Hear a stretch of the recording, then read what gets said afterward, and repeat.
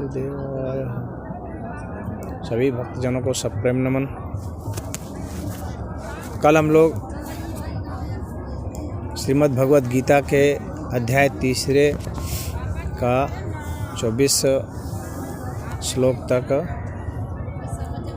पाठ किए थे। आज उससे आगे चलते हैं। यह श्री भगवान उवाच है, अर्थात श्री भगवान कहते हैं, सक्तः कर्मण्या विद्वांसो तथा कुर्वन्ति भारत, कुर्याद विद्वांस तथा शक्तः चिकीर्षु लोक संग्रहम। यहाँ भगवान कहते हैं कि जिस तरह से अज्ञानी जन कोई कार्य करके अज्ञानी लोगों को बहका देते हैं, जैसे चोर लोगों को चोरी सिखा देता है, और जैसे दुष्ट किसी को दुष्टता सिखा देता है, और वे जिस जद्दोजहद के साथ सिखाते हैं, जैसे कि कोई जो नशेड़ी होता है वो नशा सिखाता है, उसके लिए पूरा अपना ग्रुप बना लेता है और सभी को उसमें शामिल कर लेता है। पूरी ऊर्जा के साथ वह काम करता है, हर तरह का प्रलोभन दे करके किसी न किसी तरह से अपने ग्रुप में शामिल कर लेता है। तो भगवान कहते हैं कि विद्वानों को भी चाहिए कि उन लोगों के इस प्रवृत्ति और इस भाव को अपने में शामिल करें, यानी उन दुष्टों से भी सीखना चाहिए कि किस तरह से अपना ग्रुप बनाया जाता है और अपनी प्रवृत्ति को प्रवृत्त किया जाता है, यानी अपनी बात को आगे बढ़ाया जाता है। उसी तरह से विद्वानों को भी चाहिए कि जैसे अच्छी संगत कराना और अच्छी आदतों को बताना, अच्छी चीज़ों को, अच्छे गुणों को उनको बताना, यह विद्वानों को भी चाहिए। तो यह जो अविद्वान हैं उनसे सीखना चाहिए इस बात को, और वह करना चाहिए, क्योंकि इस मामले में अविद्वान जो हैं वो ज़्यादा कारगर देखे जाते हैं। जैसे जो ताश खेलने वाला सिखाता है, जो जुआरी है जुआ सिखा देता है, नशेड़ी है नशा सिखा देता है। हाँ, उसी तरह से विद्वानों को भी चाहिए कि लोगों को विद्वान बनाए, लोगों को आचरणवान बनाए, लोगों को चरित्रवान बनाए।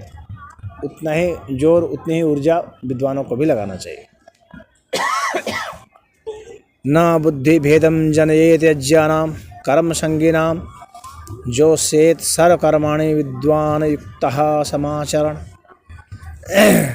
तो भगवान यहाँ कहते हैं कि विद्वान व्यक्ति को चाहिए कि जो भी सकाम कर्म में लगे हुए हैं, यानी ऐसे काम में लगे हुए हैं जिसमें उनकी फल की आसक्ति है कि जो मैं ये करूँगा तो वह मेरा हो जाएगा, जैसे नास्तिक लोग लगे रहते हैं, उस तरह से जिस तरह से नास्तिक लोग लगे रहते हैं भोगों के लिए और परेशान रहते हैं और सबको सिखाते हैं और बताते हैं, उसी तरह से विद्वान को भी चाहिए कि सबको निष्काम बनाए, यानी स्वार्थ रहित, आसक्ति रहित, बिना किसी लोभ के, बिना किसी लालच के, बिना किसी ईर्ष्या के, बिना द्वेष के, बिना राग के जो सामान्य जन हैं उनको जो है सकाम से निष्काम में ले आए। सकाम मतलब कि वह उस तरह का काम जिसमें कि हमारी ऐसी भावना है कि उसके बदले हमको कुछ मिले, कुछ न कुछ हमें प्राप्त हो, इस तरह की जो बात होती है वह सकाम कहा जाता है। और यह जो आस्तिक नहीं है उनका यह लक्षण होता है। और निष्काम का मतलब होता है कि स्वार्थ रहित होकर के कर देना, बिना किसी अपेक्षा के किसी का भला कर दिए, वह निष्काम कर्म होता है। तो अपने सारे कर्मों को निष्काम बना देना, जैसे कि घर का एक जो जिम्मेवार मुखिया होता है तो वह बहुत मेहनत करता है और अपने परिवार को लगा देता है, सब अपने लिए नहीं बटोरता। ये नहीं कि अपना बैंक बैलेंस नहीं बनाता है, वह अपने परिवार के लोगों को देता है, तो उसका भी वह एक निष्काम होता है। और इस तरह का ही जो मुखिया होता है घर का, वही घर परिवार को समेट के लेके चल पाता है। और जो सोचता नहीं अपना बना लें, ऐसे अपनी ज़मीन खरीद लें, अपना घर बना लें, तो वह जो है परिवार को विखंडित कर देता है। तो विद्वान को चाहिए कि निष्काम भावना से प्रेरित होकर के करे। कुछ ऐसे होते हैं जो देश के लिए करते हैं, पूरे समाज के लिए करते हैं, सभी प्राणियों के लिए करते हैं, तो वह और उच्च स्तर की निष्काम भावना होगी। फिर कहते हैं प्रकृते क्रियमाणानि गुणे कर्माणि सर्वशः अहंकार विमूढ़ आत्मा कर्ता हम इति मन्यते। भगवान यहाँ कह रहे हैं कि प्रकृति के जो गुण हैं सत, रज और तम, ये 3 गुण हैं प्रकृति के। इन गुणों के आधार पर ही सारी क्रियाएं हो रही हैं। जितनी भी क्रियाएं हो रही, जो भी गति होती है, सत, रज, तम के आधार पर होती है। अब ये सत, रज, तम क्या है? प्रकृति का जो मूल गुण माना जाता है वो सत, रज, तम ही माना जाता है। सबसे जो मूल प्रकृति होती है उसको प्रधान कहा गया है सांख्य योग की भाषा में। और ये जो 3 गुण हैं सत, रज, तम, तम ऐसा समझ लीजिए कि जैसे आलस्य जो है ना वह तम का गुण है। जिस तरह से बासी चीज़ों को खाना वह तम का गुण है, और नशे का सेवन करना वह तम का गुण है। तो ये सब जो है तामसिक प्रवृत्तियाँ मानी जाती हैं। तम मतलब अंधकार। तो जिससे अंधकार आता है, यानी जिससे अज्ञानता आती है, जिससे ज्ञान नहीं आता है, उसको तम कहा जाता है।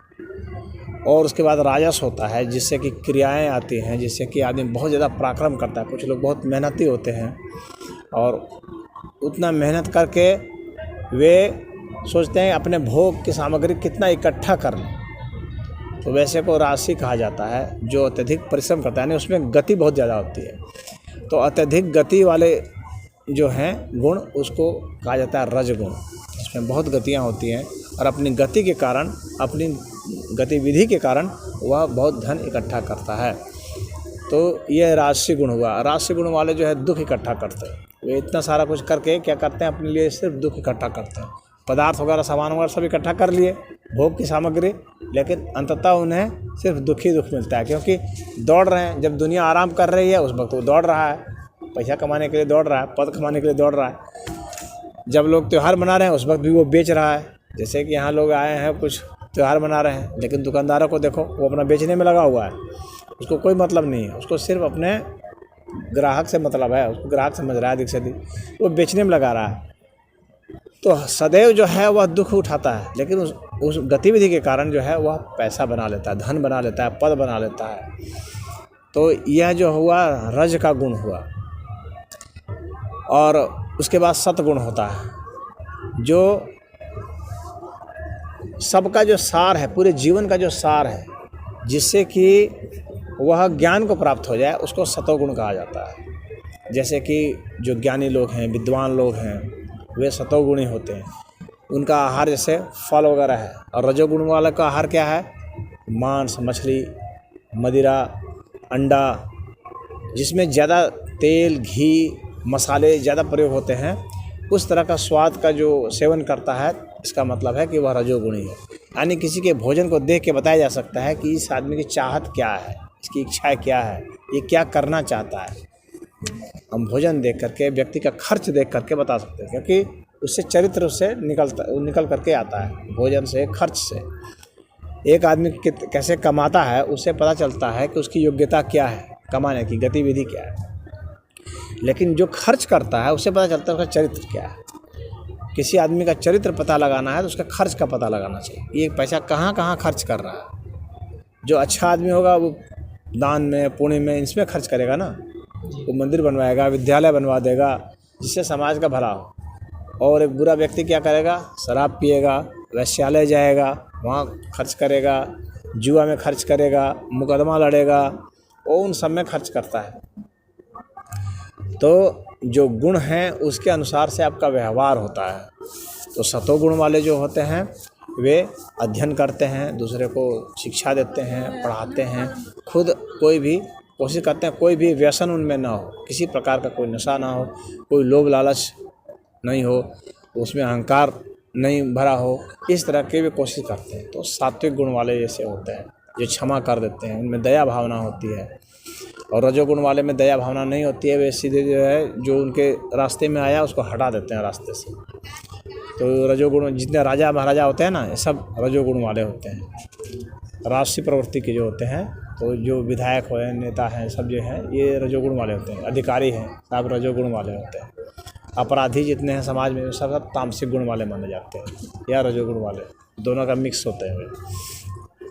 तो ये 3 गुण हैं सत, रज, तम, इसके आधार पर लोग होते हैं और इनके मिक्सर के आधार पर भी होते हैं। किसी किसी में मिक्स भी पाया जाता है।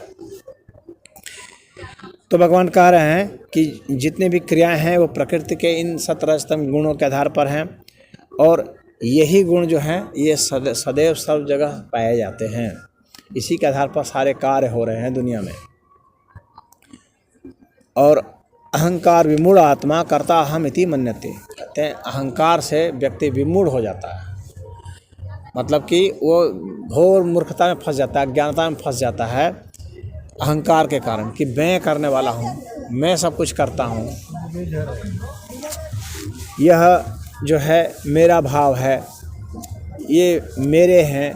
तो इस तरह का मैं और मेरापन का जो भाव होता है इसको ही अहंकार कहा जाता है। जब मैं और मेरा ये दो न रहे तब समझिए कि अहंकार से मुक्त हो गया। अगर मैं और मेरा है, जैसे कि यदि हम कहें कि मेरी आँख, मेरा हाथ, यदि ऐसा कहें और ऐसा भाव भी हो, कहने के साथ ऐसा भाव भी हो, तो इसका मतलब है कि अहंकार के कारण है। अहंकार के कारण हम किसी चीज़ को पहचानते हैं और कहते हैं कि यह मेरा है या यह तेरा है। तो मेरा और तेरा जो है वो अहंकार के कारण होता है पहचान। ये मेरे बच्चे हैं, वो तेरे बच्चे हैं, ये मेरा घर है, वो तेरा घर है, ये मेरा हाथ है, वो तेरा हाथ है। तो यह जो है अहंकार की वजह से होता है, और मैंपन की वजह से ये मेरा भाव आता है। यानी मैं ज़्यादा महत्वपूर्ण है, मैं की वजह से मेरा होता है, मेरा और ज़्यादा बाहरी हो जाता है। तो भगवान कहते हैं कि अहंकार विमूढ़ आत्मा, तो अहंकार में जो रहते हैं यानी मैं और मेरा में जो रहते हैं वे अहंकारी होते हैं। और जो अहंकारी नहीं होगा वो यह नहीं कहेगा मेरा हाथ, वो कहेगा हाथ है, ऐसा हाथ है, आँख है, बाईं आँख है, दाईं आँख है। इस तरह की भाषा का प्रयोग करते हैं जो अहंकार के विमुक्त होते हैं। तो कहते हैं जो अहंकार में पड़े हैं वे विमूढ़ हैं, यानी अज्ञानी हैं, और वे सोचते हैं कि मैं ही करने वाला हूँ, कर्ता अहम इति मन्यते। वे ऐसा मानते हैं कि मैं ही करने वाला हूँ। उसे नहीं पता कि सब जो है ईश्वर जो है वे करते हैं। वो सोचता है मैं सब करता हूँ, और इस वहम में वो लगा रहता है। इसलिए बुढ़ापा में भी वो करता रहता है कि अगर मैं नहीं करूँगा तो मेरे बच्चे गरीब हो जाएंगे। हाँ, वो सदैव जो है जिम्मेवारी उठाए रहता है कि मैं करता हूँ। यह मैंपन की भावना होती है। वो यह नहीं सोचता है कि जब मैं मर जाऊँगा तो भी ये करने वाला रहेगा। मैं एक वहम में जी रहा हूँ कि मैं हूँ तो ही ये बचे हुए हैं। तो वो अपने को कर्ता मान करके ऐसा करता है, जबकि बचाने वाले और मारने वाले और सब कुछ कोई और ही है, परमात्मा है।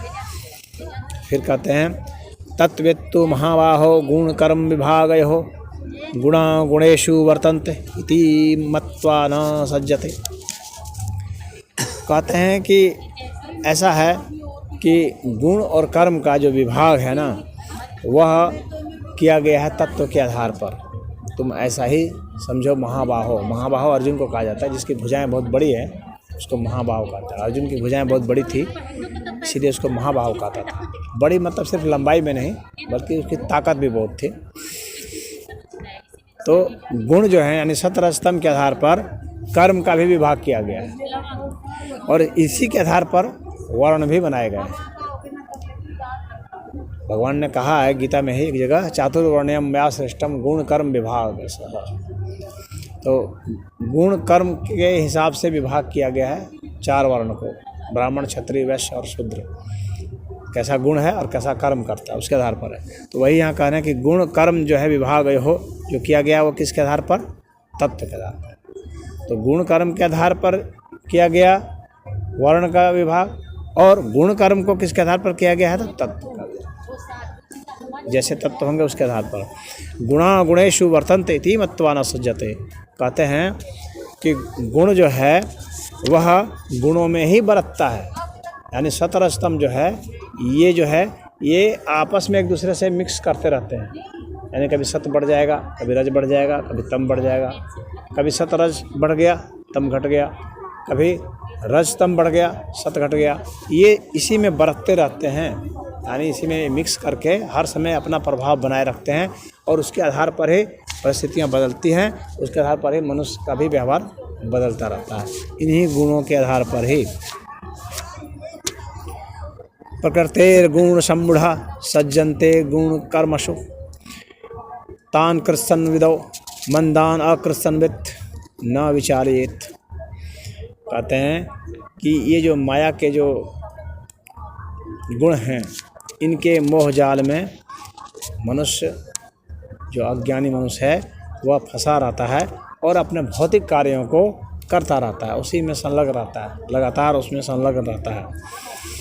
यद्यपि इसके कारण क्या होता है कि कुछ ऐसे भी लोग हो जाते हैं जो कि विचलित नहीं होते हैं और उस काम को करते रहते हैं, परंतु ज्ञानी उनको विचलित ना करे।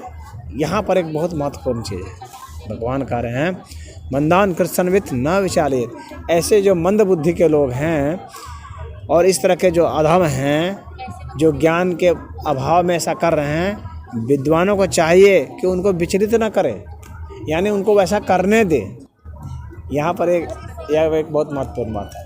यानी जो मूढ़ता में है, जो कुछ कर रहा है, विद्वानों को चाहिए कि उसको करने दे, क्योंकि जो उस टाइप के लोग होते हैं ना, वो आपके उपदेश से नहीं सीखते हैं, वो अपने ज़िंदगी में जो धक्के लगते हैं उससे सीखते हैं। यानी प्रकृति का जो गुण है, उन गुणों से सीखते हैं। जब उसे दुख मिलेगा तब छाती पीटेगा वो, जब मर जाएंगे तो शमशान में जाएगा, कहेगा ओहो राम नाम सत्य हो गया, हाँ तो क्या है ज़िंदगी में, क्या है, ऐसे बोलेगा, क्या कमाए क्या कमाए, ऐसे करेगा। फिर जैसे वहाँ से बाहर निकला या फिर अपना उसमें लग गया।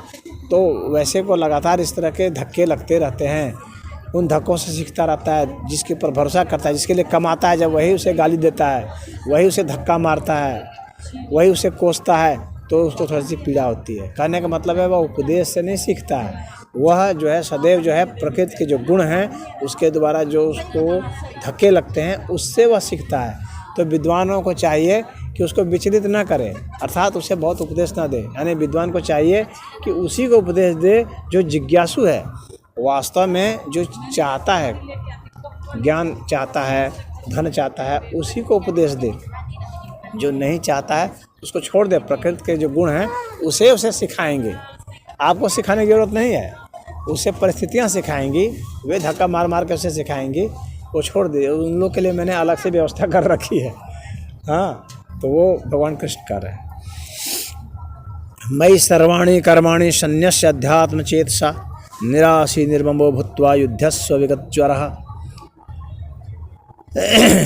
तो यहाँ पर भगवान कह रहे हैं मयि सर्वाणि कर्माणि, मेरे सारे जो कर्म हैं, सन्न्यस्य अध्यात्म चेतसा, कहते हैं कि जो तुम्हारी जो चेतना है, जो अध्यात्म में लगी हुई है, उससे संन्यस्त हो जाओ, यानी उससे भी तुम उपराम हो जाओ। कहने मतलब उसके प्रति तुम्हारे मन में वैराग्य की भावना हो, यानी सारे कर्म मुझे अर्पित कर दो और उसके बाद उसे भूल जाओ। यह नहीं कि खाली अर्पित कर दो, जैसे लोग भोग लगाते हैं तो अर्पित कर देते हैं कि ये भगवान आपको भोग लगा दिए, लेकिन भूलते नहीं हैं, संन्यास नहीं लेते हैं उससे वैराग नहीं होता है उनको। वो वैराग होना चाहिए, उसको ये नहीं सोचना चाहिए कि मैंने भोग लगाया। इसीलिए मैं देखता हूँ मंदिरों में आते हैं लोग, वो भोग लगाते हैं तो किसी को प्रसाद देते, किसी को नहीं देते। ऐसा मैं देखता हूँ। क्यों? क्योंकि वो सोचते हैं कि मैंने भोग लगाया, इस तरह का। उसको संन्यास नहीं हुआ है उससे। जबकि क्या करना चाहिए उसमें यही करना चाहिए कि भाई भगवान यही कह रहे हैं यहाँ पर कि उससे भूल जाओ तुम कि वह जो है तुमने लगाया। जब तुमने मुझे अर्पित कर दिया तो तुम्हारा कहाँ रहा? तुम्हारा कहाँ रहा कि अब तुम चुन चुन करके दे रहे हो कि इसको देंगे, इसको नहीं देंगे, या उसको ज़्यादा देंगे, इसको कम देंगे। तो यह जो भोग का जो संग्रह मनुष्य कर लेता है और भगवान को जो भोग अर्पित करता है, उसमें भी अपना जो है संन्यास नहीं रखता है, उसमें भी अपना त्याग की भावना नहीं रखता है। उसको भी अभी वो सोचता है कि मेरा ही है यह। मैं अपना बताता हूँ, सुनहरिया में हमारे यहाँ मुझे लोग आते थे दीक्षा देने के लिए, तो भोजन ला के दे दिए, तो कुछ भोजन मैंने किया, बाकी कुत्तों को डाल दिया, या किसी को मैंने निकाल के दे दिया, कोई आए तो जा कर के शिकायत करने लगे, अरे उनको देते हैं तो वो तो कुत्तों को डाल देते हैं, हमारे अन्न को कुत्तों को डाल देते हैं। हाँ, तो अपने कुछ खाते हैं, कुत्तों को डाल देते हैं। नहीं उनको खाना था तो निकाल के हमको वापस कर देना था। तो यह क्या होता है, यह होता है कि अभी आपका उसमें मैं लगा हुआ है उस भोजन में, कि मेरा भोजन है और मैंने तुमको दिया है तो तुम सारा तुम खाओगे, कुछ भी मतलब तुम दूसरे को नहीं दोगे क्योंकि मैंने लाया है। तो अभी उसका उसमें त्याग नहीं हुआ है, संन्यास नहीं हुआ है। तो संन्यास होना चाहिए, जो हम अर्पित किए हैं उसको फिर भूल जाना चाहिए। जब मैंने दे दिया तो दे दिया, अब उसकी इच्छा, तुमको मैंने गिफ्ट दे दिया तो दे दिया, अब तुम उसको दो या इसको दो या गड्ढा में फेंक दो, उससे मुझे क्या मतलब। लेकिन जब मोह की भावना होती है तो ऐसा ही रहता है। विवेकानंद के गुरु थे रामकृष्ण परमहंस, सुने होगेगा तुम लोग। उनके यहाँ एक सेठ जी आए और एक बोरा में नोट भर के लाए। कहे गुरुजी ये जो है मैं कुछ आपके लिए लाया हूँ, आपके यहाँ आश्रम के खर्चे के लिए। कहे ठीक है रख दो, तो वो रख दिया। फिर थोड़ी देर बाद रामकृष्ण परमहंस कहे कि ऐसा करो कि इसको तुम ले जाओ और गंगा जी में बहा दो नोट को। तो उसको बड़ा धक्का लगा क्योंकि वो तो लाया था उसके लिए। तो कहा कि इसको ले जाओ गंगा जी में बहा दो। वो तो सोचा भाई इतना मेरा मेहनत का क्या, वो सब बर्बाद हो जाएगा पानी में। तो खैर वो गया वहाँ पर आदेश मान कर। बहुत देर हो गया, गंगा जी बिल्कुल बगल में थी, जो मठ था ना, मठ के ठीक नीचे है गंगा जी। हाँ, तो बहुत समय हो गया अभी तक वो नहीं आया। तो विवेकानंद कहे कि गुरुजी अभी तक वो नहीं आया। तो कहा कि अरे वो उतना मर मर के कमाया है ना, तो उसी तरह से मर मर के उसको फेंकेगा भी वो। तो कैसा कि तुम जाओ जाकर देखो। तो एक और थे उनके विवेकानंद के गुरु भाई, तो कह रहे गुरुजी हम लोग सारे सब लोग चलते हैं, सब लोग नज़ारा देखेंगे। ठीक है चलो सब लोग। तो वहाँ गए तो देखा कि वो नोट को रखा हुआ है बोरा को, और एक नोट फेंकता है, भीड़ आई है ऐसे फेंक देता है। अब वो लोग उसमें टूट पड़ते हैं, कोई गिर रहा है, कोई धक्का खा रहा है, कोई चोट लग रही है, फिर दूसरा निकालता है फिर फेंक देता है। हाँ, फिर लोग उस पर टूटते हैं, जैसे शादी ब्याह में नहीं लोग लुटाते हैं, कुछ लोग उसी में लोग गिर रहे हैं पड़ रहे हैं, उसको उसकी फिक्र नहीं है। तो इस तरह से वो कर रहा था। तो परमहंस वहाँ पहुँचे तो कह रहे तुमको मैंने फेंकने के लिए कहा था नदी में, तुम जो है आदमियों को ऐसे कर रहे हो, घायल हो रहे हो, मर रहे हैं, तुम कमाए भी मर मर के और सब लोगों को मार भी रहे हो ये सब। तो यह ऐसा होता है कि उसमें मोह रहता है उस वस्तु में, तो उसके कारण ही वह जो अर्पित करता है वह जो है भाव से अर्पित नहीं करता है, उससे संन्यास नहीं देता है। यही यहाँ पर भगवान कह रहे हैं कि जो तुमने मुझे अर्पित कर दिया उससे संन्यास ले लो, उसे त्याग दो। वह जो अर्पित कर दिया भूल जाओ उसे, अब उससे तुम्हारा मोह नहीं होना चाहिए। निराशी निर्ममो भूत्वा युद्धस्व विगत ज्वरः, कहते हैं कि जो बिल्कुल ही आशा का त्याग कर देता है और निर्मम हो जाता है, वैसे ही लोग जो हैं, और जो विगत ज्वर वाले हैं, जिनके शरीर की जो गर्मी है, ताप है, वह निकल चुका है, ऐसे ही लोग मुझसे युक्त होते हैं। यानी ऐसे ही लोग योगस्थ होते हैं, योगी होते हैं। ऐसे ही लोगों का मैं दर्शन वो करता हूँ, साक्षात्कार, ऐसे ही लोग मेरा साक्षात्कार करते हैं। और ऐसे ही लोग जो हैं उन्हीं को हम विद्वान कहते हैं, वैसे ही लोगों को पंडित कहते हैं, वैसे ही लोगों को ज्ञानी कहते हैं, वैसे को संत कहते हैं, वैसे को भक्त कहते हैं। तो निराशी हो जाना, यानी किसी प्रकार की अब आशा मत रखना किसी अन्य से। जो है योग क्षेम वहाम्य हम, देखे होगे LIC का लोगो देखे होगे, उसमें लिखा रहता है योग क्षेम वहाम्य हम, गौर किए होगे कभी तो करना। LIC का जो लोगो है वो गीता का ही है श्लोक, योग क्षेमम वहाम्य हम। यानी योग क्षेम जो है, तुमको क्या ज़रूरत है क्या नहीं, इसका वहन मैं करता हूँ। एक साधक के लिए भी क्या ज़रूरत है क्या नहीं, यानी योग मैं बनाता हूँ। एक गृहस्थ के लिए भी उसको क्या क्या चीज़ चाहिए जीने के लिए, वह मैं ही देता हूँ, उसका वहन मैं करता हूँ। तुम चिंता मत करो। यानी अन्य से तुम्हें आशा करने की ज़रूरत नहीं है, सिर्फ हमारे से ही आशा कर सकते हो जो करना है। तो वही कहते हैं निराश निर्ममो भूत्वा, निर्मम हो जाना यानी ममता रहित हो जाना, ऐसे जो हो जाते हैं। और विगत ज्वरः अर्थात जो है इसके शरीर की गर्मी यानी अशांति, ऊर्जा, ताप उस तरह का जो है नष्ट हो गया है, क्लेश जिसका समाप्त हो गया है, वैसे लोग ही मुझसे युक्त होते हैं, वैसे लोग ही मेरा दर्शन पाते हैं।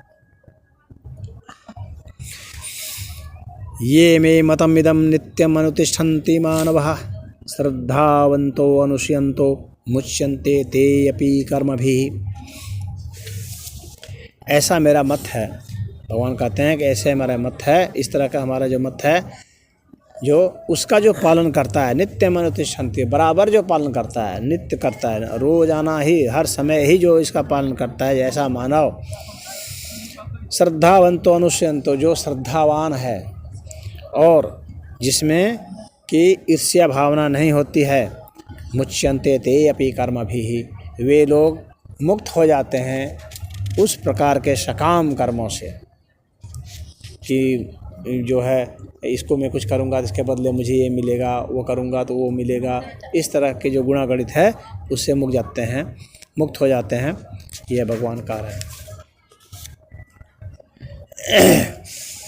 ये त्वा एतद् अभ्यसूयन्तो नानुतिष्ठन्ति मे मतं सर्वज्ञान विमूढ़ान् तान् विद्धि नष्टान् अचेतसः। और जो मेरे इन उपदेशों को जो नहीं मानता है, इस तरह से जो अपने बर्ताव करता है, मन माना बर्ताव जो करता है, जो हमारे दिशा निर्देश के हिसाब से नहीं करता है, उसको तुम सबसे बड़ा मूढ़ समझो। और वह उस व्यक्ति की जो चेतना है वह नष्ट हो जाती है। ऐसे नष्ट चेतना वाले लोग जो हैं वे विमूढ़ हैं, मूर्ख हैं, वे दिग्भ्रमित हैं। फिर कहते हैं सदृशं चेष्टते स्वास्यः प्रकृतिर्ज्ञानवान् अपि प्रकृतिं यान्ति भूतानि निग्रह किं करिष्यति। कहते हैं कि जो ज्ञानी पुरुष है वह अपनी प्रकृति के अनुसार ही चेष्टा करता है, कर्म करता रहता है, क्योंकि दुनिया के सभी प्राणी जो है इन्हीं तीनों गुणों, जो सत है, रज है, तम है, इन्हीं तीनों गुणों से इन प्रकार की चेष्टाओं को पाते हैं और इस तरह से प्रकृति का ही अनुसरण करते हैं। और भला अगर वह जो दमन कर देगा अपने से, यानी हमारी इंद्रियां कुछ और चाह रहे हैं, मन कुछ और चाह रहा है, इस तरह से जो दमन करता है, जैसे कि मान लो कि कुछ रखा हुआ है, तुम छोटे से बच्चे को देखोगे रखा हुआ खाने का मन है, फट से ले लेगा, वो पूछेगा नहीं किसी से, वो तुरंत ले लेगा, अपना खा लेगा। उसने अपने इंद्रियों का दमन नहीं किया है। लेकिन जब आदमी बड़े हो जाता है तो क्या उस बच्चे को पहले लोग पीटते हैं, क्यों ले लिया उसका, हाँ तुम लोग, तो इससे क्या होता है कि वह बच्चा दमन करने लगता है। वो सोचने लगता है कि अगर मैं लूँगा तो मुझे मार लगेगी, तो वो नहीं लेता है, तो वो अपने इंद्रियों का दमन करने लगता है। तो उसको लालच तो है, खाने का मन तो है, लेकिन वो कुछ बोलता नहीं है, ताकता रहता है कि देगा अपने से, लूँगा तो मारेगा। तो इस तरह से जो अपने इंद्रियों का दमन कर लेते हैं, यानी भगवान यहाँ कह रहे हैं कि बच्चे जैसा व्यवहार होना चाहिए, इंद्रियों का दमन नहीं होना, स्वाभाविक चेष्टा आपकी होनी चाहिए, ना कि दबाई हुई चेष्टा। यानी आपकी रुचि ही नहीं है तो आप नहीं खा रहे हैं कि दूसरी बात है, आपको खाने का मन ही नहीं है तो दूसरी बात है। अब खाने का मन है और बैठे हुए हैं, ताक रहे हैं, उसी टुकुर वहीं ताक रहे हैं। भोज में भंडारे में देखते होंगे लोग अपना खाना देख रहे हैं, दूसरे का भी खाना देख रहे हैं, अगल बगल उसको कितना मिला, कम मिला, हमको मिला। ये क्या है, ये लालची प्रवृत्ति होती है जो हमारी आँखें जो दूसरे के भोजन में भी तलाश रही है अपने लालच को। तो भगवान कह रहे हैं कि भला इस तरह से बलात् जो है तुम इंद्रियों का शमन करोगे तो उससे भला क्या फ़ायदा होने वाला है, उससे तुम्हें कुछ फ़ायदा नहीं होने वाला है, बल्कि और इंद्रियों का दमन करने से क्या होता है, धीरे धीरे वो एक समय ऐसा आएगा कि वो विस्फोट करेगा। ऐसे ही विस्फोट किया जाता है, दबाया जाता है। शासन प्रशासन क्या करते हैं, दबाते हैं ना हम लोग को, तो दबाते दबाते क्या होता है, एक समय ऐसा आता है कि आदमी फिर दबता नहीं है, फिर वहाँ से विद्रोह होता है बहुत ज़बरदस्त, और फिर वो जिसको कहा जाता है क्रांति हो ना, तो ऐसे कहीं मार काट सब जगह मची हुई है, इस तरह से होता है। तो जब तुम भी अपना इस तरह से कुछ भी दबाते हो, दबाते जाते एक समय ऐसा आएगा कि वो विस्फोट कर जाएगा और फिर तुम बहुत भयानक करोगे। जैसे किसी घर में क्या होता है, बच्चे की परवरिश होती है, उसको और समय से डांट के डपट के रखा जाता है, वो कुछ बेचारा बोल नहीं पाता है, उसको हंसना भी है तो उससे गार्जियन से पूछना है कि हंसूं या ना हंसूं। तो इस तरह से बच्चा क्या होता है कि दब जाता है, लेकिन जिस समय बड़ा हो जाता है, जब ताकत उसको हो जाती है, तो वो पूरा याद रखता है कि इसने मुझे ऐसे ऐसे किया था, और फिर जो है वो पलट करके वो जवाब देता है और अपने माँ बाप को लात भी मारता है। बुढ़ापे में देखता है कि अब तो ये कुछ कर नहीं सकता बुढ़ा, इसने मुझे बचपन में बहुत सताया था, उसको याद रहता है। और फिर वो एक एक करके बदला लेता है। इसी तरह से पत्नी भी होती है, जिसकी पत्नी है अभी कम उम्र की है तो उस समय मर्द जो है ताकत में उसको वो कर देता है। तो स्त्री क्या करती है, अगर कुछ नहीं कर पाती है, लड़ नहीं पाती है, तो वो उसको याद रखती है बहुत और सोचती है इसे कब बदला लेंगे, दमन किया जाता है।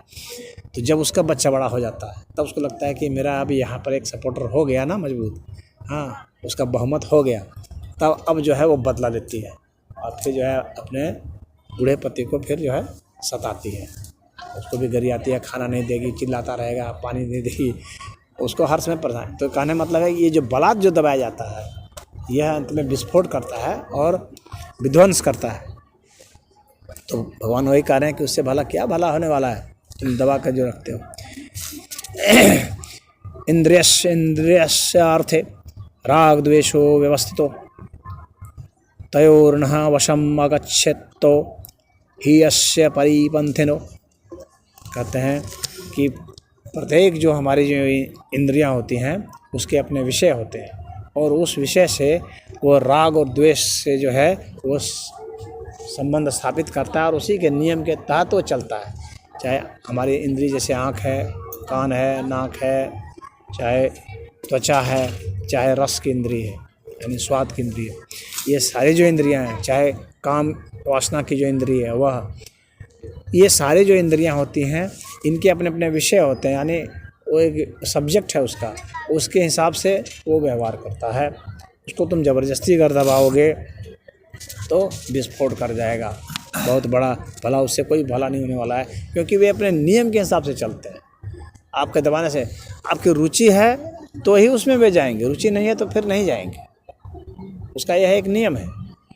तो अधिक ज़बरदस्ती आप रोक लेते हैं, जैसे कुछ ऐसे होते हैं मौनी बाबा होते हैं जो नहीं बोलते, यानी ज़बरदस्ती अपनी वाणी को रोक दिया कि हम नहीं बोलेंगे, तो उसमें क्या होता है कि फिर वो लिखते हैं, लिख लिख करके देंगे, हाँ जो उनको चाहिए होता है लिख लिख करके देंगे। तो एक जो दमन कर दिया कि नहीं बोलना है, अब उसी वो तो व्यक्त होना है क्योंकि आपकी ज़रूरत है, आपकी मांग है, कुछ ना कुछ आपको चाहिए, तो चाहिए तो कैसे बोलेंगे लोगों को, तो लिख लिख करके देंगे ना, लिख लिख करके देंगे। और कुछ जो होते हैं फिर लिखना भी छोड़ देते हैं, वो भी एक साधना का होता है, तो वो लिखना छोड़ देते हैं, तब आप क्या करेंगे, करके करेंगे, यानी बहुत और प्रेशर पड़ जाएगा।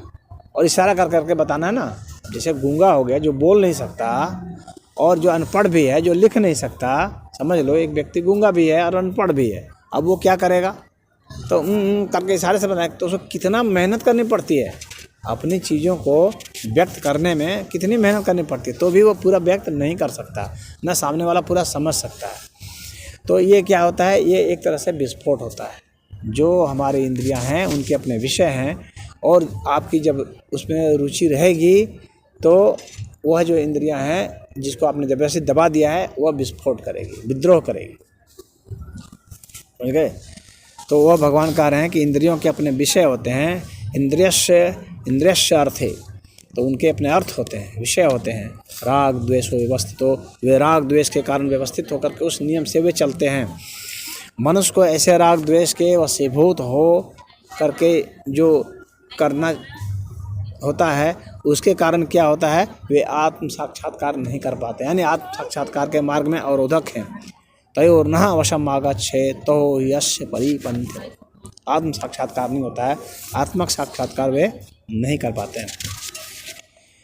स्त्रियान् स्वधर्मो विगुणः परधर्मा स्वनुष्ठितात् स्वधर्मे निधनं श्रेयः परधर्मो भयावहः।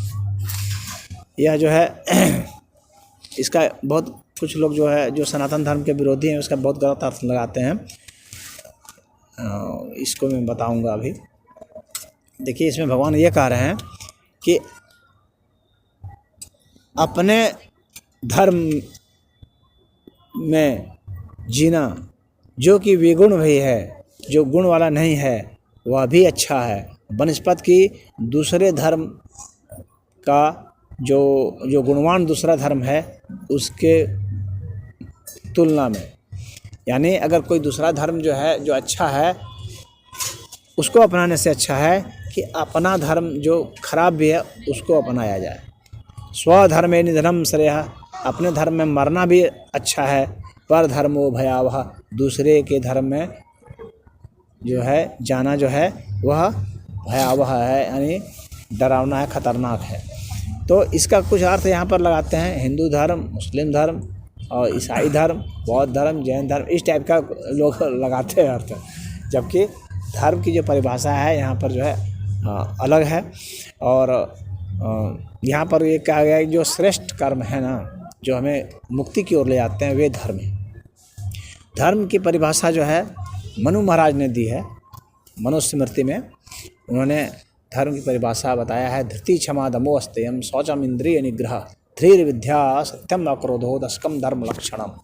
तो उन्होंने ये बताया है कि धृति यानी धैर्य धारण करना, क्षमा करना, किसी की गलतियों को माफ़ कर देना, क्षमा कर देना, और इंद्रियों का जो है दमन कर देना, यानी इंद्रियों के ऊपर नियंत्रण करना, वशीभूत कर लेना इंद्रियों को, और चोरी नहीं करना। अस्तेय मतलब चोरी नहीं करना, और पवित्र होना, साफ सुथरा रहना, अपने मन को साफ करना, अपने शरीर को साफ करना, अपने आत्मा को, अपने दिल को, सबको साफ रखना। हाँ, तो वह जो है शौचम है। फिर है इंद्रिय निग्रह, इंद्रियों से मुक्त हो जाना। पहले तो इंद्रियों को वश में कर लेंगे, फिर इंद्रियों से मुक्त हो जाएंगे। इंद्रिय और इंद्रिय के जो विषय है, तो इंद्रिय निग्रह करना। और फिर कहते हैं कि स्वाध्याय करना, और धृति क्षमा दमो अस्तेयम शौचम इंद्रिय निग्रह धीर विद्या, विद्यावान होना, यानी विद्या संबंधित, यानी जो आपको ज्ञानी होना चाहिए, हर विषय में आपको ज्ञान होना चाहिए, सदैव ज्ञान में लगे रहना चाहिए। धीर विद्या सत्यम अक्रोध हो, और जो है सदैव जो है सत्य का वचन पालन करना चाहिए, सत्य को प्रकट करना चाहिए, और अक्रोध मतलब क्रोध से मुक्त होना चाहिए। ये सब जो हैं ये लक्षण हैं किसके? धर्म के, यानी ये इनको धर्म कहा गया है। अब इसको धर्म कहा गया, और यहाँ पर लोग क्या इसका अर्थ लगाते हैं? हिंदू धर्म, मुस्लिम धर्म, ईसाई धर्म, ये सब धर्म नहीं है, सिर्फ सनातन एक धर्म है। बाकी जितने भी धर्म हैं जिसको कहा जाता है धर्म, वे सब जो है संप्रदाय हैं, धर्म नहीं है। तो यहाँ कहते हैं श्रेयान स्वधर्मो विगुणः। तो जो व्यक्ति जिसका अपना जो धर्म है, यानी उसने जो धारण कर रखा है मुक्ति के लिए, जो जो चीज़ें, हाँ, उसने जो धारण कर रखा, और जो जिन गुणों को धारण कर रखा है, जैसे तामसी गुण को धारण कर रखा है। भगवान ने बताया ना 3 गुण होते हैं। गुण का मतलब हुनर नहीं है, आजीविका का साधन नहीं है। कुछ लोग गुण का अर्थ हुनर और आजीविका का साधन मानते हैं, उस गुण का यहाँ मतलब नहीं है। यहाँ पर है सतगुण, रजगुण, तमगुण, तो ये 3 गुण। तो विगुण श्रेयान स्वधर्मो विगुण, जो हमारा गुण नहीं है, हाँ, जो मतलब थोड़ा हीन टाइप का गुण है, कहने का मतलब यह है, जैसे तामसिक गुण को खराब माना जाता है, राजसिक गुण को खराब माना जाता है, आध्यात्मिक अर्थ में सतोगुण को अच्छा माना जाता है। लेकिन अगर कोई तामसिक गुण वाला भी है तो वह उसका चूँकि गुण है, इसीलिए उसको उसके प्रति जो है उसको धारण वो कर लिया है, वह भी अच्छा है। ये नहीं कि उसको छोड़ दे और जो है दूसरा गुण धारण कर ले, यानी सतगुण धारण कर ले, तो उससे क्या होगा? वो पाखंडी हो जाएगा। जबरदस्ती धारण करना जो उसका गुण नहीं है, और वैसा जैसे वो जिसको बगुला भगत कहा जाता है ना, तो वैसे बगुला भगत हो जाएंगे। यानी भीतर से तो सोच रहे हैं कि कैसे मांस खा लें, और बाहर से जो है कंठी माला भी जप रहे हैं, हाँ, तो वैसे हो जाएंगे।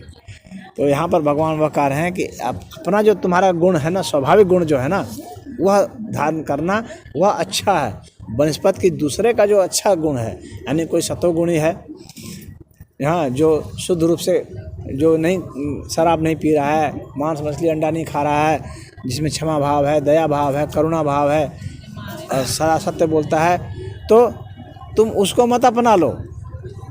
ये बहुत महत्वपूर्ण बात है। अधिकतर जगह आप पढ़ेंगे नहीं, जो सत्य अपना लो, ये अपना लो सबके लिए। भगवान कह रहे नहीं, सबके लिए नहीं है वह किसके लिए है?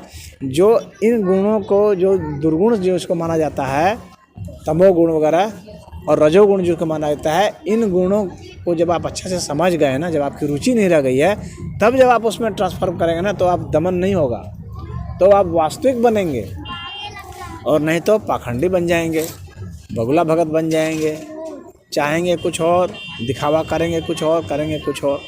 तो वो यहाँ पर कह रहे हैं पर धर्मा स्वानुष्ठिता, जो अच्छी तरह से आचरण किया जा रहा है दूसरे के द्वारा, क्योंकि उसने दूसरे प्रकार का धर्म धारण कर रखा है, हाँ, तो उससे अच्छा है कि तुम्हारा जो गुणहीन है उस तरह के भी चीज़ को, या हीन गुण वाला है, तामसिक गुण है, राजसिक गुण है, तुम उसको अच्छा से पहले तो जियो, उसको तो अच्छा से करो, उसको अच्छा से समझो, और बिना समझे बिना उसके प्रति अरुचि हुए तुम वहाँ से मत हटो।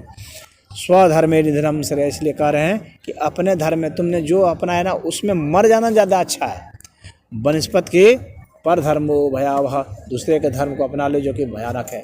तो अर्जुन का जो क्षत्रिय धर्म था उसको छोड़ करके वो भागना चाह रहा था, कर था मैं जंगल में चला जाऊंगा, मैं भीख मांगूंगा, मैं जो है तपस्या करूंगा। तो अरे वो तुम्हारा धर्म नहीं है, तुम्हारा धर्म युद्ध करना है। तो दूसरे का धर्म अपनाने से अच्छा है, यानी जो ब्राह्मण का धर्म है उसको अपनाने से अच्छा है तुम्हारा जो क्षत्रिय धर्म है उसको अपना करके जियो, उसमें मर जाओ, वो अच्छा है। ये यहाँ पर करना चाह रहे थे। अर्जुन तुम अपने धर्म का आचरण करते हुए मर जाओ, वह अच्छा है बनस्पत की तुम दूसरे का धारण करो, यानी वैश्य का धारण कर लिए, शूद्र का धारण कर लिए, हाँ, या ब्राह्मण का धारण कर लिए, वो अच्छा नहीं है। ये यहाँ पर उनका कहने का मतलब है। अर्जुन उवाच अथ केन प्रयुक्तो वयम पापम चरति पुरुषः अनिच्छणापि वासरणेय बलादेव नियोजितः। तो कह रहे हैं अर्जुन अब जिज्ञासा कर रहे हैं कि हे वृष्ण, वासरणेय कहा गया भगवान को, भगवान कृष्ण जो है वृष्णवंशी के थे इसलिए उनको वासरणेय कहा जाता था। तो कहते हैं हे वृष्णवंशी, मनुष्य न चाहते हुए भी, वो चाहता नहीं है मनुष्य, फिर भी पाप कर्म में लग जाता है, पाप कर्म उसको प्रेरित कर देते हैं, वो चाहता नहीं है फिर भी ऐसा होता है। तो बताइए कि इस तरह से बलात् जो है उसे किस प्रकार से लगा दिया जाता है, यानी मनुष्य नहीं चाह रहा है फिर भी वो कुकर्म वो कर दे रहा है, ऐसा कैसे हो जाता है, कैसे बलात् लगा दिया जाता है उसे इन पाप कर्मों में, जबकि वो नहीं चाह रहा होता है। तो इस पर भगवान कहते हैं, इसका उत्तर देते हैं। श्री भगवान उवाच कामैस् क्रोधैस् रजोगुण समुद्भवः महाशनो महापाप्मा विद्धि इह वैरिणम। कहते हैं कि ये जो काम है और ये जो क्रोध है जो कि रजोगुण का है, रजोगुण में काम और क्रोध आते हैं, हमारे भीतर जो कामनाएं उत्पन्न होती हैं और जो हमारे भीतर में क्रोध उत्पन्न होता है वो रजोगुण के कारण होता है। और ये जो रजोगुण है ना, यही जो है बहुत बड़ा पापी है, महापापी है ये, वह जो है तुम्हें पाप में लगाता है। विद्धि इह वैरिणम, इसी को तुम सबसे बड़ा वैरी मानो, यही तुम्हारा सबसे बड़ा शत्रु है। कौन? काम और क्रोध। तो जब कामना उत्पन्न हो जाएगी, क्रोध उत्पन्न हो जाएगा, यानी रजोगुण पूरा प्रकट हो गया, वह जो है सबसे खतरनाक है, वह महापापी है, वही तुम्हारा नाश कर देता है, वह तुमको खा जाता है, ऐसा क्रोध रूप धारण कर लेता है। अब इसके बाद कहते हैं धूमेन आव्रियते वहनी अर्धसोमलेन च यथो उल्बेन आवृतो गर्भस्तथा तेनम इदम आवृतम। कहते हैं कि जिस प्रकार जो ये जो है धुआं जो होता है, हाँ, वो अग्नि को ढक लेता है, जिस प्रकार से धूल जो है वो दर्पण को ढक लेता है, और जिस प्रकार से भ्रूण जो होता है उसको गर्भाशय ढक लेता है, जो पेट में बच्चा होता है उसको वो ढक लेता है गर्भाशय, उसी प्रकार से ये जो जीवात्मा है उसको जो है ये काम और क्रोध ये जो है ढक लेते हैं अपनी अपनी विभिन्न मात्राओं से और उसको पापी बना देते हैं। आवृतम ज्ञानम एतेन ज्ञानिनो नित्यवैरिणा काम रूपेण कौन्तेय दुष्पुरेण अनलेन च। आवृतम ज्ञानम एतेन, तो कहते हैं कि हमारे जो ज्ञानमयी जो जीवात्मा है उसको ये ढक लेते हैं, जो हमारा ज्ञान है, जो हमारे नित्य चेतना है, शुद्धता है, उसको ये ढक लेते हैं, काम और क्रोध जो हैं ये उसको ढक लेते हैं। हे कौन्ते मतलब कुंती पुत्र, हे कुंती पुत्र, वे उसको ढक लेते हैं और वे अग्नि के समान जलाते रहते हैं। इंद्रियाणि मनोबुद्धिर अस्धिष्ठानमुच्यते एतेर्भिः मोयतेष ज्ञानम आवृत्त देहिनम। कहते हैं कि इंद्रियां हैं, मन है, बुद्धि है, ये जो है ना, इनमें सब में काम का निवास है। हमारी इंद्रियां जो है आँख, इसमें सब काम का निवास, सब कामना। हमारी आंखें खोज रही हैं, क्या कामना खोज रही है, हर जगह अपनी इच्छा खोज रही है। हमारे कान भी उसी तरह से हर जगह अपनी इच्छा खोज रही है। हाँ, सारी कामना है, ये सब काम के निवास है। हमारे जो है नाक जो है खोज रही है कहाँ खुशबू मिले, हाँ, जीभ खोज रहा है अर्थ में कहाँ स्वादिष्ट भोजन मिले, हाँ, तो ये सब त्वचा खोज रही है कहाँ सुंदर स्पर्श मिले, जो छुए तो हमको बहुत अच्छा लगे। हाँ, तो ये जो इंद्रियां हैं इनमें काम का वास होता है, ये भगवान कह रहे हैं कि। और इसी में नहीं, इंद्रियों में नहीं है, ये इंद्रियां जहाँ संदेश पहुंचा देती हैं मन को, वहाँ भी काम का वास होता है। और मन में ही नहीं, बल्कि मन को जो विश्लेषित करता है, जो उसका जो विश्लेषण करता है भीतर में, वह जो बुद्धि होती है, जिसको बुद्धि कहा जाता है, उसमें भी काम का वास है। तो इंद्रियों में भी है, मन में भी है और बुद्धि में भी है, इन सभी में काम का वास है। तो वे जो उसको ढक देती हैं और व्यक्ति का जो मन है, बुद्धि है, इंद्रियां हैं, सब मोहित हो जाती हैं। तस्मात् त्वम् इंद्रियाणि आदौ नियम्य भरतर्षभ पापमानं प्रजहिहैनं ज्ञान विज्ञाननाशनम। तो कहते हैं हे भरत ऋषभ, ऋषभ मतलब जो है श्रेष्ठ होता है। भरत मतलब उनका जो वंश था, चूँकि अर्जुन जो है भरत वंशी थे, उनके भरत जो ऋषि थे और राजा थे, तो वे उनके पूर्वज थे। तो उसी का कहते हैं कि हे भरतवंशी, भरतवंशियों में भी श्रेष्ठ हे अर्जुन। यही जो इंद्रियां हैं ना, ये वश में करके हमको पाप में ढकेल देती हैं। पाप का इसको प्रतीक जानो, और तुम्हें क्या करना है, तुम्हें इनका ही दमन करना है। ये ही तुम्हारे शत्रु हैं, तुम्हें इनका दमन करना है, तभी तुम्हें ज्ञान की प्राप्ति होगी, तभी तुम आत्म साक्षात्कार कर पाओगे। इसीलिए इनका तुम विनाश करो, इनका तुम वध करो। इंद्रियाणि पराणि आहु इंद्रियेभ्यः परम मनः मनस्तस्तु परा बुद्धिर्यो बुद्धे परस्तस्तु सह। कहते हैं इंद्रियों से परे, यानी इंद्रियों से बड़ा श्रेष्ठ जो होता है उसको मन कहा गया है। यानी इंद्रियों को नियंत्रित करता है हमारा मन, इंद्रियों से श्रेष्ठ कहा गया मन। मन से हम इंद्रिय को नियंत्रित कर सकते हैं। मनस्तस्तु परा बुद्धि यो बुद्धे परतस्तु सह। कहते हैं और मन से बुद्धि श्रेष्ठ है, यानी मन को बुद्धि नियंत्रित करती है। बुद्धि जो है मन को काबू करती है, मन जो है इंद्रियों को काबू करता है, और इंद्रियां जो है वो विषय को काबू कर सकते हैं। और कहते हैं कि बुद्धि से वह जो पर है यानी आत्मा, वह श्रेष्ठ है। यानी बुद्धि को आत्मा नियंत्रित करती है। आत्मा से बुद्धि, बुद्धि से मन, मन से इंद्रियां, इंद्रियों से विषय। इस तरह से क्रम, इनका क्रम बना हुआ है। इस क्रम से ये नियंत्रित करती हैं। तो अगर तुम्हारा आत्मा पर नियंत्रण हो जाएगा तो बुद्धि पर नियंत्रण हो जाएगा, बुद्धि पर हो गया तो मन पर हो जाएगा, मन पर हो गया तो इंद्रियों पर हो जाएगा, इंद्रियों पर हो गया तो विषय पर हो जाएगा। ये इसका क्रम है। अब अंतिम श्लोक में भगवान कहते हैं एवं बुद्धे परम बुद्धवा संस्तभ्य आत्मानम आत्मना जहि शत्रुम महाबाहो काम रूपम दुराशतम। तो अब कह रहे हैं कि हे अर्जुन, हे महाबाहो, यह जो है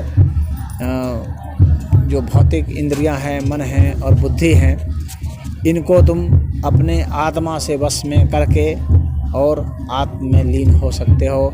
और यह जो कामना रूपी जो शत्रु है, इसका तुम नाश कर सकते हो। इसी को तुम मानो यही शत्रु, इसको समाप्त कर दो, इस शत्रु को तुम समाप्त कर दो। हालांकि यह बहुत कठिन है, लेकिन इस दुर्जय शत्रु को जो कठिन है, इसको तुम समाप्त कर दो। और ये आत्म अवस्था को जान करके ही ऐसा हो सकता है, आत्मज्ञानी होकर के ही ऐसा किया जा सकता है। तो काम और क्रोध, इन सबको काबू करने के लिए आत्म तत्व को जानना जरूरी होता है। वैसे सामान्य रूप से कुछ योग में स्थूल स्तर पर भी है, जैसे किसी को बहुत क्रोध आता है तो कैसे काबू कर सकता है। तो उदाहरण के लिए जैसे हमारी ये उंगली है, तर्जनी उंगली है, ये अंगूठा है, ये जो तर्जनी उंगली है, ये बृहस्पति की उंगली मानी जाती है। ये हमें ये आदेश देने का काम करती है। इसलिए किसी को आदेश देना होता है तो हम लोग ऐसे ऐसे करते हैं, डांटते हैं तो ऐसे ऐसे करते हैं, हाँ, और ज़बरदस्ती समझाते हैं तो ऐसे ऐसे करते हैं, और अच्छे ढंग से समझाते हैं तो हम लोग ऐसे ऐसे करते हैं, ऐसे ऐसे करते हैं। उसमें हमारी सारी उंगलियां फैल जाती हैं। जब हम अच्छे से समझाना चाहते हैं उसको तो, और ज़बरदस्ती समझाना चाहते हैं तो ऐसे ऐसे करते हैं, डांटना निर्देश देना। ये उंगली है, ये बृहस्पति की उंगली है। ये उंगली ही क्रोध को उत्पन्न करती है। ये उंगली कब उत्पन्न करेगी? जब इसके साथ संयोग हो जाएगा। बाकी उंगलियां मुड़ जाएंगी, बाकी उंगलियां मुड़ गई तो ये जो उंगली है फ्री हो गई, ये उंगली फ्री हो गई। ये अग्नि क्या है? ये अग्नि है, ये वायु है। आग और वायु ये दोनों मिल गए। अब ये दोनों एक साथ हो गए, फ्री हो गए, स्वतंत्र हो गए। अब इनका कंट्रोल नहीं रहा। हाँ, अब ये जो है क्रोध को उत्पन्न करेगा। जब भी क्रोध होगा तो ये उंगली ऐसे रहेगी और ये उंगली रहेगी। ये इसीलिए जो है इनको नियंत्रित करने के लिए क्या किया जाता है कि इनको ऐसे कर दिया जाता है। ये जो है ये मुद्रा है, हाँ, इसको वैराग मुद्रा कहा जाता है। अधिकतर साधु संतों को देखोगे इस मुद्रा में ऐसे बैठने के लिए कहा जाता है। यानी ये जो है नियंत्रित हो गया इसके द्वारा। ये बृहस्पति है और ये शुक्र है। क्रोध जो है इन दोनों क्या स्वतंत्र होने से होता है। जब ये मिल जाते हैं तो जब भी क्रोध आए तो इसको सटा के देखना, जैसे ही सटाओगे क्रोध खत्म हो जाएगा। दबाना नहीं है, सिर्फ सटाना है, इसको प्रेशर नहीं डालना है। इसको ऐसे करते ही क्रोध समाप्त हो जाता है। क्रोध को नियंत्रित करने का ये योग का एक ये मुद्रा का उपाय है। हाँ, तो इस तरह से ये नियंत्रित हो जाएगा। बृहस्पति और शुक्र ये दोनों मिल जाएंगे। ये बृहस्पति जो है ना, ये देवताओं के गुरु है, और शुक्र जो है ये राक्षसों का गुरु है। अब ये दोनों जब मिल जाएंगे, यानी गुरु बृहस्पति का दोनों का जब मेल हो गया, तब जो है सारा जो है उपद्रव जो है अब शांत हो जाएगा। क्योंकि उपद्रव तो यही लोग दोनों कराते हैं, देवता और दानव। तो ये इसका मिलन हो गया तो उपद्रव शांत हो जाएगा। समझ गए? तो ये है। इसके अलावा क्या है, जैसे जब भी क्रोध होता है तो आँखें हम लोग की बड़ी हो जाती है। क्रोध को देखोगे तो आँखें बड़ी बड़ी हो जाती हैं। क्रोध में आदमी की आँखें बड़ी हो जाती हैं। ये आँख जो है ना, ये मंगल का होता है, मंगल ग्रह का प्रभाव होता है आँख में, और सूर्य का और चंद्रमा का। तो ये जो भौं है वास्तव में ये मंगल है। हाँ, और आँख जो है सूर्य और चंद्रमा है। तो ये जो भौं है ये मंगल है। तो ये बढ़ेगी तभी आँख बड़ी होगी, ये तो बड़ी नहीं होगी। यानी चंद्रमा को सूर्य को मौका तभी मिलेगा जब मंगल जो है बढ़ जाएगा। आँखें भौं जो ऊपर चढ़ जाएगी, जो ऊपर चढ़ गई तब जो है ये बड़ी हो जाएगी। यानी सूर्य जो है, जो हमारी जो दाईं आँख है ना वो सूर्य होती है, और जो बाईं आँख होती है वो चंद्रमा होता है, और भौं जो मंगल है। तो ये मंगल, चंद्रमा और सूर्य इनका कॉम्बिनेशन बन गया। और इसका जब कॉम्बिनेशन बन गया तो जो है क्रोध की उत्पत्ति हो जाती है। क्योंकि मन जब विस्तार पाएगा मंगल के ग्रह से ना, तो कंट्रोल नहीं रहेगा, मन के ऊपर नियंत्रण नहीं रहेगा। और सूर्य जब बड़ा हो जाएगा तो तपाने लगेगा अग्नि से, क्योंकि सूर्य का मंगल के साथ संबंध हो गया। और मंगल जो है ग्रहों में सेनापति माना जाता है, लड़ाकू माना जाता है। तो मंगल के प्रभाव से युद्ध होते हैं। तो अब इसको क्या करना होता है, अब देखोगे कि इस ऐसे बैठ जाता है, आँखें बंद कर लिया। आँख बंद करते ही क्रोध शांत होता है, क्योंकि मंगल दब गया। समझ गए? सूर्य जो है वो दब गया, चंद्रमा दब गया, सबकी आंखें बंद, आंख पलक गिर गई ना तो बंद हो गया। तो मंगल, सूर्य और चांद तीनों शांत हो गए, क्रोध शांत हो गया।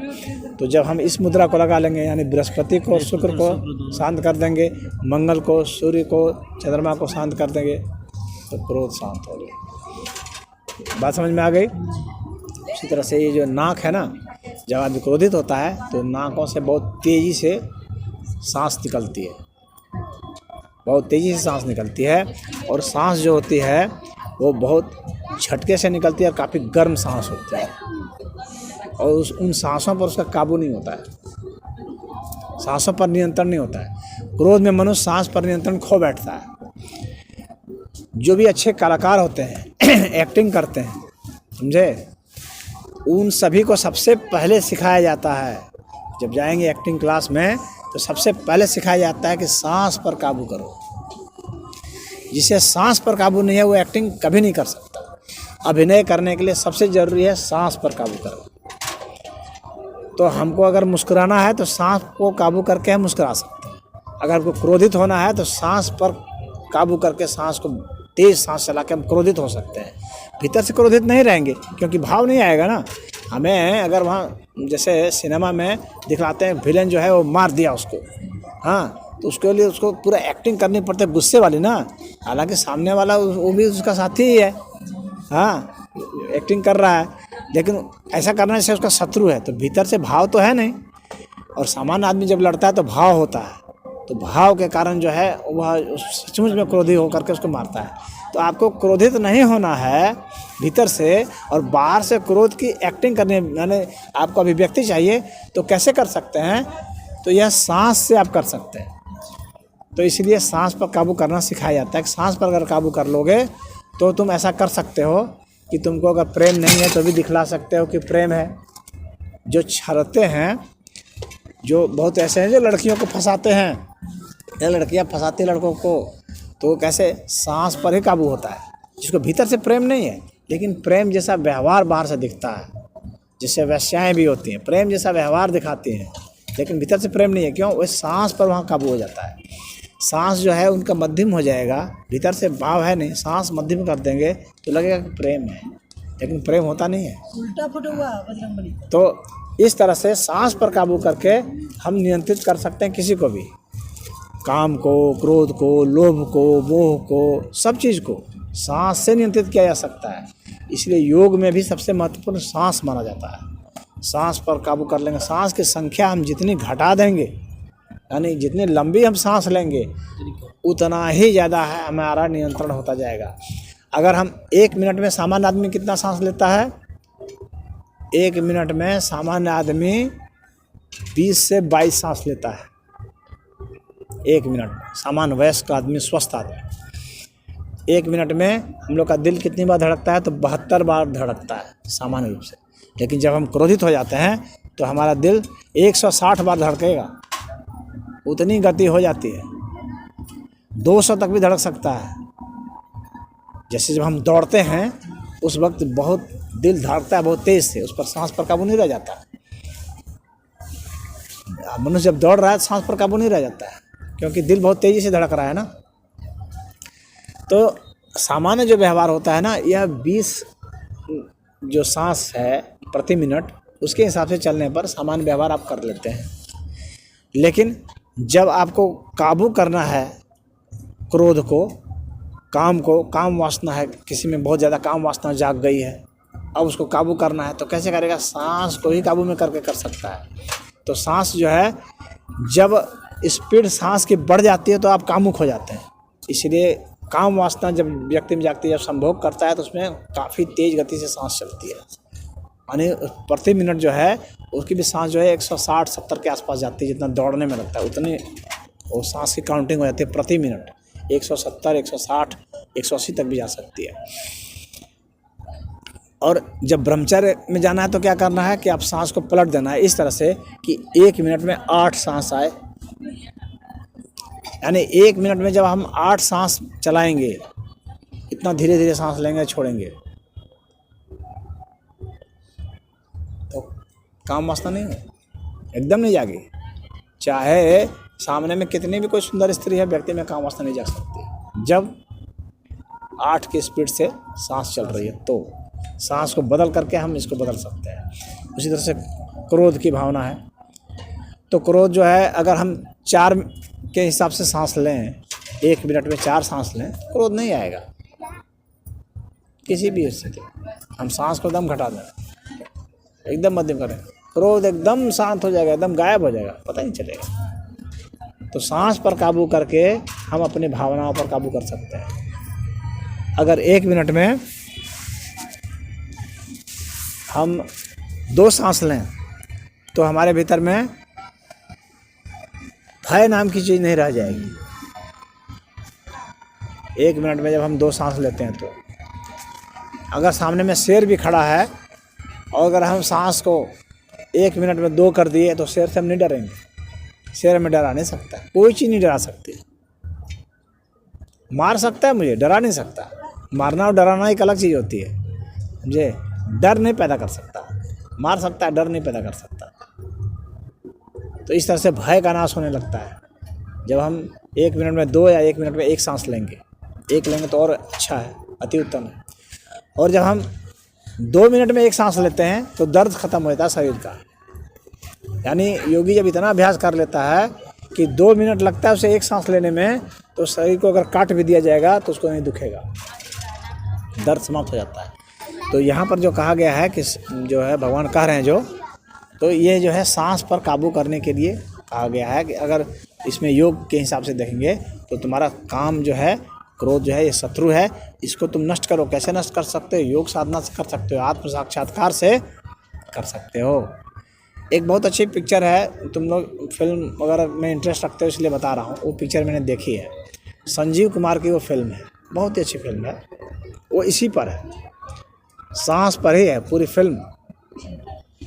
उसमें वो हीरो रहता है और एक हीरोइन मतलब बनने के लिए आती है लड़की, उसको सिखाता है हाँ कि कैसे एक्टिंग किया जाता है। तो उसको हीरोइन बना देता है, बाद में उसे शादी भी कर लेता है और फिर वो धोखा देती है उसको।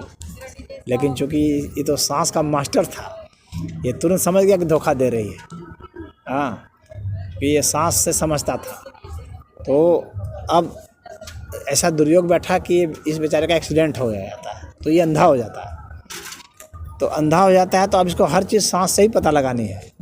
वो सांस से पता लगाता है और वो जो है फिर इसको छोड़ देती है और दूसरे आदमी के साथ रहने लगती है। और तब जो है ये उसका मर्डर का प्लान बनाता है। और उसके बाद जो है सब सांस से ही वो सीखता है मारना, बंदूक चलाना। पहले खिलौने वाले बंदूक से चलाता है, टॉय से सीखता है वो सही निशाना लगाना। आवाज़ करते टक से समझ जाता है कि निशाना मेरा सही लगा। तो वो जब निशाना सही लगाता चला जाता है खिलौने से, तब असली गन से निशाना लगाना सीखता है वो। और फिर वो जहाँ रहती है उसकी वो दूरी जो है, वो अपना एक घड़ी खरीदा था जिसके कांटे से वो समझ जाता था कि इतना बज रहा है, कितना टाइम लगता है हमको वहाँ जाने में, कितना समय में कौन सा क्रॉसिंग जो आती है उसमें कितना देर रुकती है गाड़ी और कितना समय पार करेगी, वो सारा कैलकुलेट कर लेता है। और फिर वहाँ पहुँच जाता है उसके बंदूक ले करके सब छिपा करके। जब पहुंच जाता है उसके यहाँ और जब दरवाज़ा वो बेल बजाता है तो अब जो है वो जो है खोलती है जब दरवाज़ा, तो इसको देखती है तो बिल्कुल जो है, लेकिन वो जानते थे कि अंधा है। तो और ये जैसे खोलती है तो चूँकि गन लिया हुआ था तो गन ताना हुआ था हाँ, तो वो जानती है कि ये अंधा है। तो वो क्या करते, धीरे से अपना जो है पोजीशन बदल लेती है, साइड हो जाती है, जानते हैं बहुत धीरे से वो बदलते पोजीशन। और ये गन ताना हुआ था, अब ये मारना चाहता था लेकिन इसकी सांस के पर इसके इतने नियंत्रण इसको था ना, ये तुरंत समझ जाता है कि उसने पोजीशन अपना बदल लिया है हाँ। तो ये चलाता नहीं है, बोलता है कि तुमको मैंने सिखाया था कि सांस पर काबू रख करके किया जाता है, तुम मेरा एक्टिंग नहीं समझ पाई हाँ। तब कहा कि तुम मेरा एक्टिंग नहीं समझ पाए कि मैं तो तुमको देख रहा था कि तुम्हें डर आता है कि नहीं आता है हाँ। तो जब वो ऐसा बोलता है तो वो सोचती है कि अच्छा इसका मतलब मुझे मारने नहीं आया था हाँ। तब वो जो है क्योंकि वो सांस से बिल्कुल रोक ली थी ना, सांस रोकना मतलब कुंभक होता है, इसको योग की भाषा में कहते हैं। सांस एकदम रोक ली थी तो उसको कुछ अनुमान नहीं लग रहा था। तो जब ये ऐसा बोलता है ना तो उसको राहत की सांस आती है, समझ गए। वो सोचती है कि मतलब कि अब नहीं मारेगा, तो ऐसे सांस छोड़, तो सांस की गति आती है, तुरंत मार देता है। और मारने के बाद फिर वो अंतिम उस पिक्चर का डायलॉग है कि मैंने कहा था सांस पर नियंत्रण खो देना, ज़िंदगी पर नियंत्रण खो देना है। मूवी मुझे याद नहीं है लेकिन बहुत अच्छी पिक्चर है, देखना इसको ज़रूर। उसमें एक्टिंग के विषय में बताया गया। तो अब जो है सांस पर काबू करके